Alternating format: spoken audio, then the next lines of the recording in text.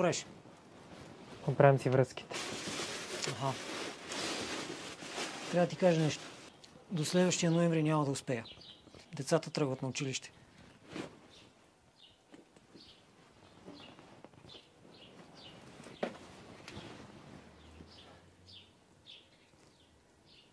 Ноември?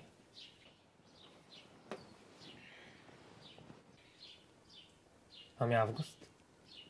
Какво стана с август?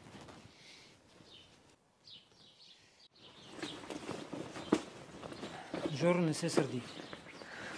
Следващия ноември отново ще дойдем тук. Отново ще наемем вилата. Отново ще ни е хубаво. Времето никога не стига. Знаеш ли, тази ситуация не ми харесва. Ти си по-ангажиран от папата. Трябва да работя, знаеш как е. Едно време можех да напусна работа и да правя каквото си искам, но ти май си забравил какво е да нямаш пари. Трябва да плащам издръжката. Затова не мога да си позволя да напусна работа. И отпуск не ми дават. Едва успях този път да се освободя.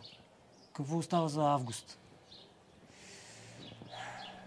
Ти по-добра идея имаш ли? Някога имах. Така ли? Ти в Турция ходил ли си? Че аз много добре знам какво се случва с такива момченца като тебе там. Да ходя. Защо? Проблем ли имаш? Чуй ме много добре, ме слушай внимателно. Ако още веднъж съм чул, че си отишъл в Турция, ще те убия. Разбра ли ме? Не се шегувам. И аз ще ти кажа нещо. Давай! Можехме да живеем много добре с теб. Можехме да имаме самостоятелна вила. Но ти не пожела. Ти! И сега какво ни остана? Баня. Ей, това имаме през целия си живот. Едната баня.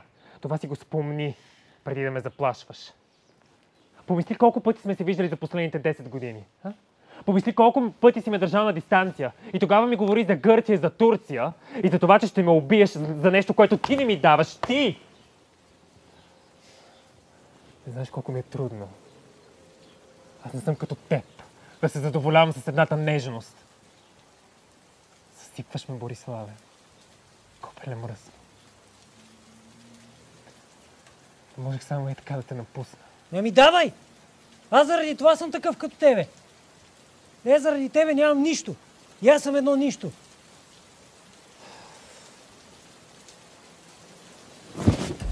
Разкарай се.